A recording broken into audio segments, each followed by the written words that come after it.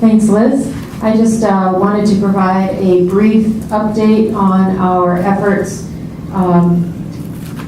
to develop methods and regulations for oil and hazardous materials. It shouldn't just say to groundwater, it should say to groundwater and surface water. So I apologize about that. We'll revise it for the posting. By way of very quick review, and for those of you who haven't been part of this ongoing conversation, there are pretty much everything you could think of is considered a natural resource held in trust for the public by the Commonwealth. And all of those resources provide services either to humans or to the ecosystem. And both of those fall under the umbrella of the Natural Resource Damages Program. And our trustee, who you'll see later, is the Secretary of Energy and Environmental Affairs.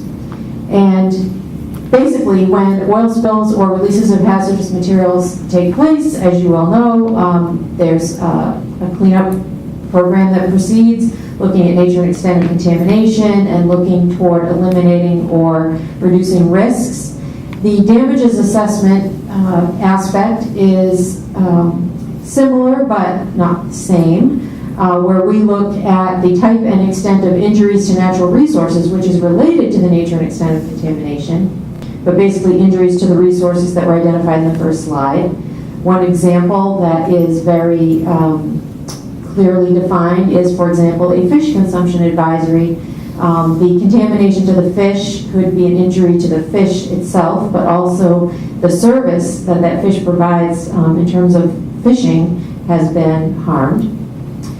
And so what trustees do is then, once those injuries are identified and quantified, look at actions that can restore those resources and compensate the public for the injuries that took place. The authorities flow from both federal and state laws, and the state trustee is, as I mentioned, the Secretary of Energy and Environmental Affairs, and the Secretary has delegated authority to MassDEP to administer the day-to-day operations of the NRD program, but there are some decisions that rest solely with the trustee under the authorities that are provided. We work quite often with federal trustees, particularly Massachusetts, the Fish and Wildlife Service, and NOAA.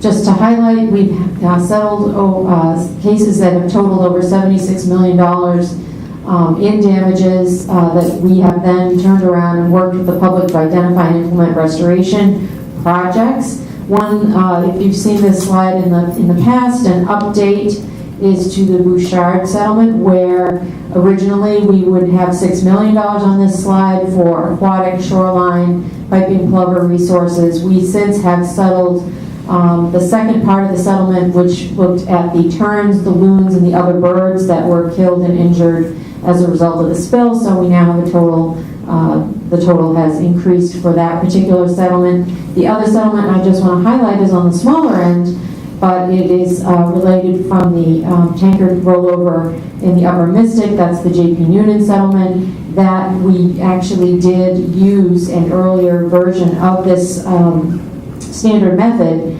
to achieve that settlement, and the restoration projects in Arlington and in Medford are ongoing. So the update today is on the stakeholder input that we've had as we've looked to finalize the methods and also finalize the process that will both be folded into the regulatory language. So I do want to point out, actually, in January and in April, we met with the SAC to provide we provided a presentation on the oil and the groundwater.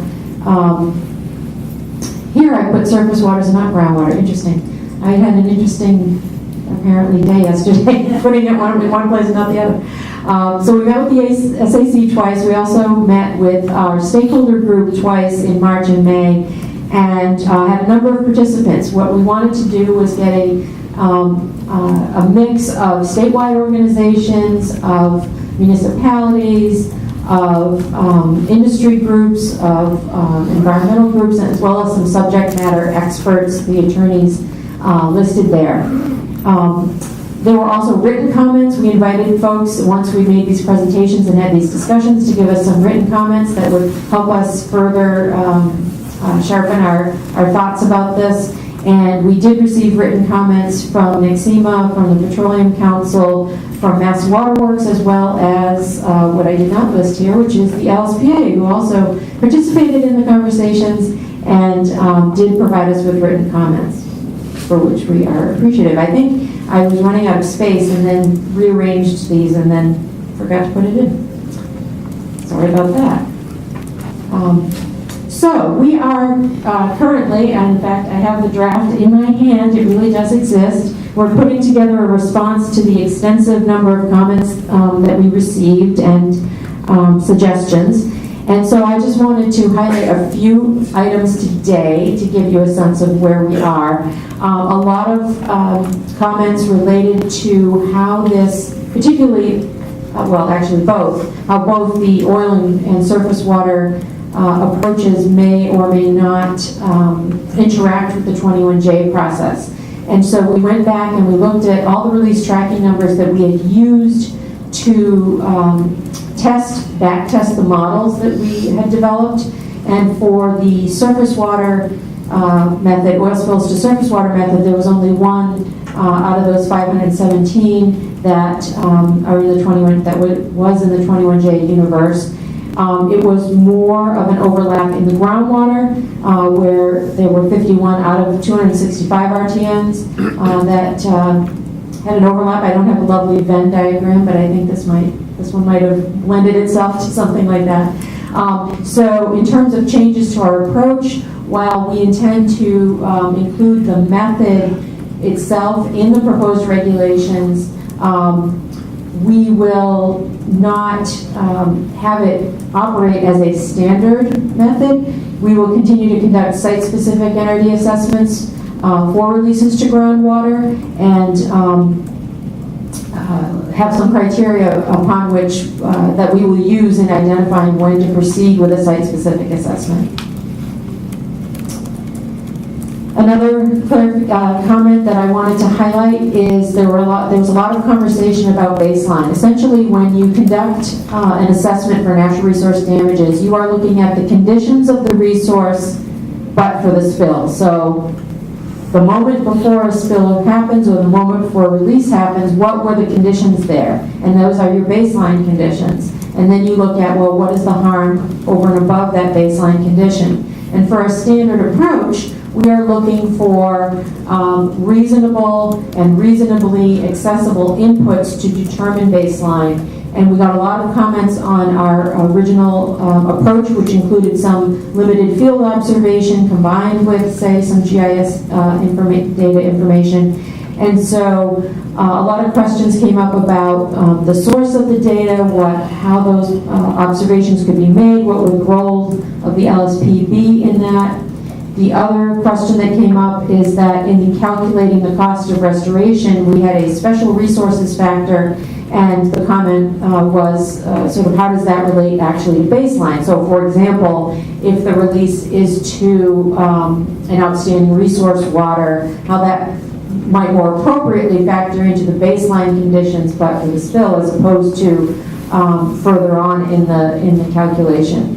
And so we are changing the way we approach baseline to use existing MassGIS data, and we're looking to work with our GIS staff here at DEP to build an online tool that will generate the baseline value so that it is not a burden in terms of observations to be made in the field.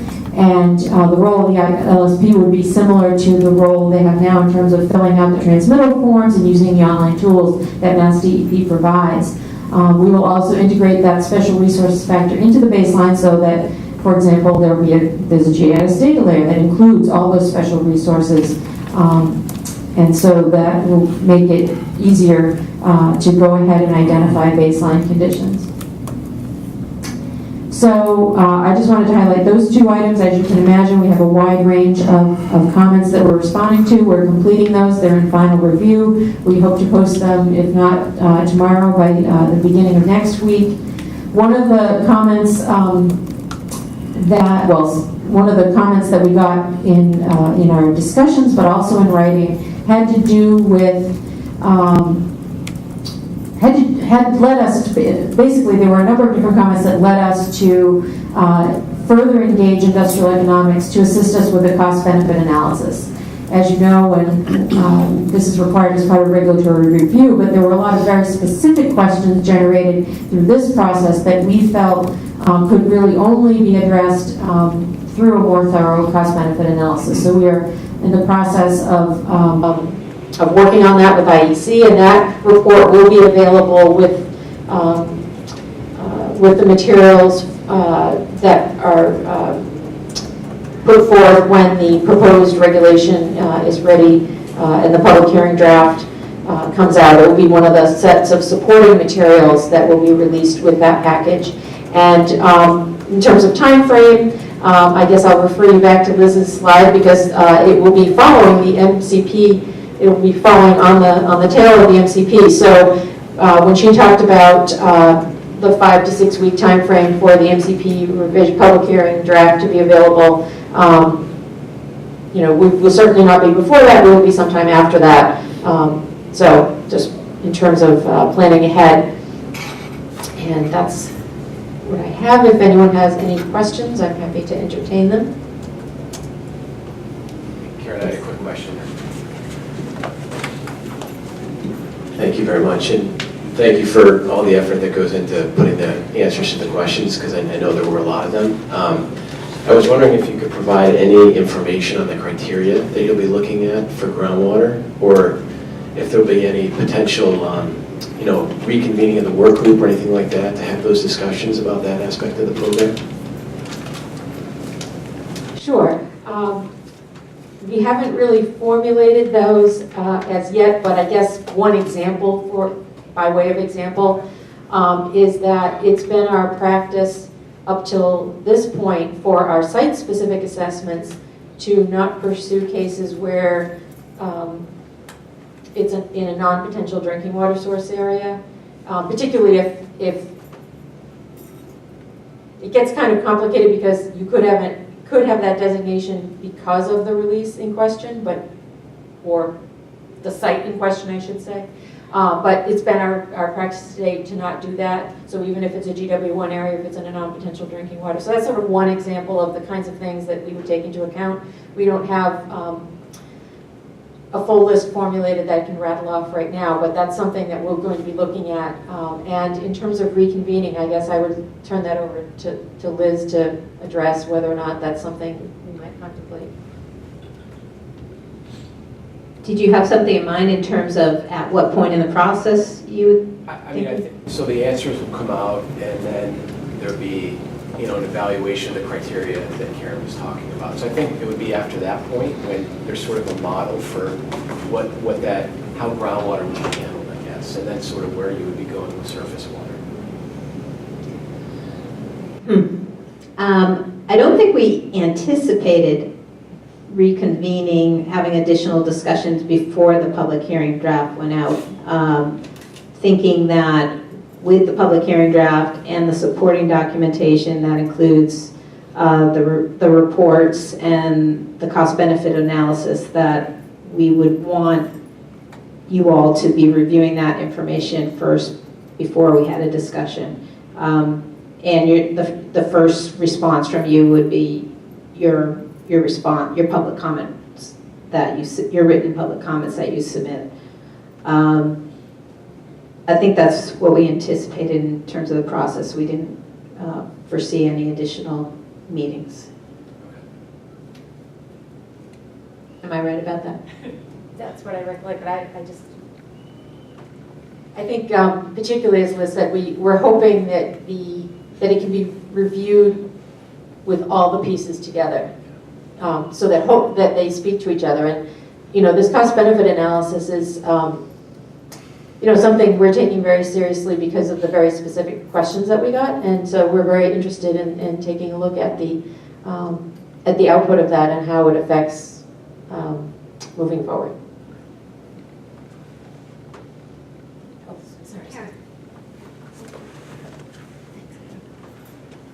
I had one more question, and maybe just a more general one. But since we started out this meeting with climate change adaptation, it seems to me there's an opportunity in the NRD universe to address that as well, both from damages. For example, did the spill cause the environment to be less resilient to future climate change issues, and also, a cost associated with that? Has that I haven't seen that consideration at all in NRD, at least in my limited experience with NRD. Have you, or is there a plan to do that?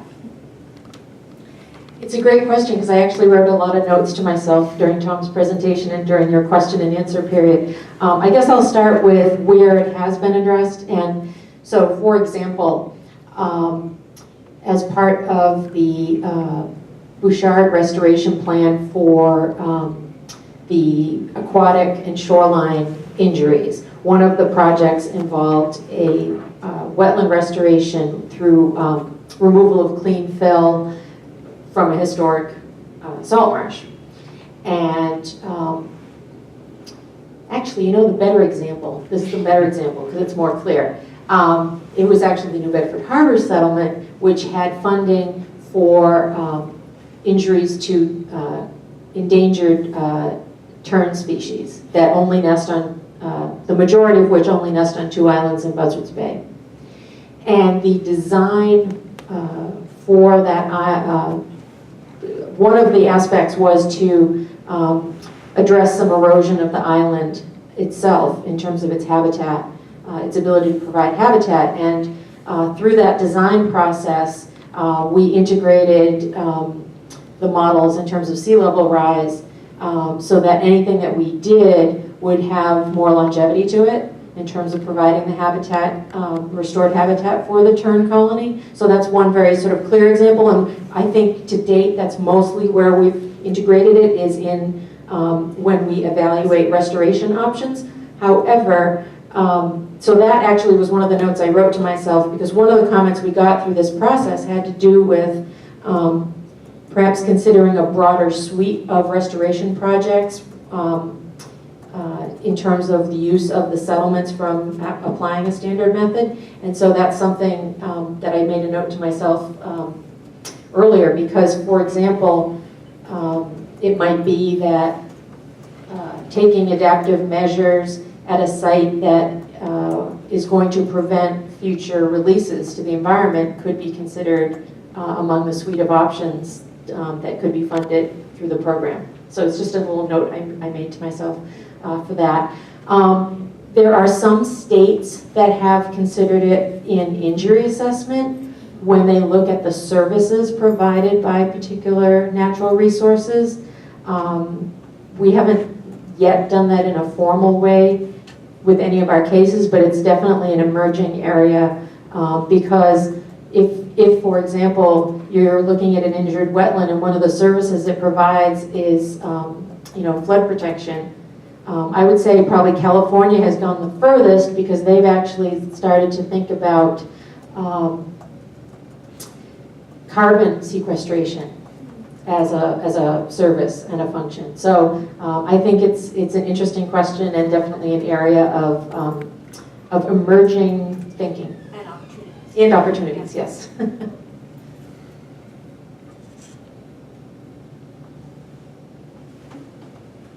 Great, thank you all so much. Thank you.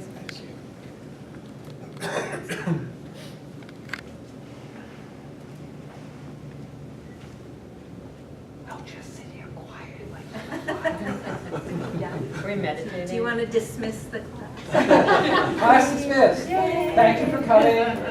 November 14th. He had some kind of closing No, that was good. I liked it better that way.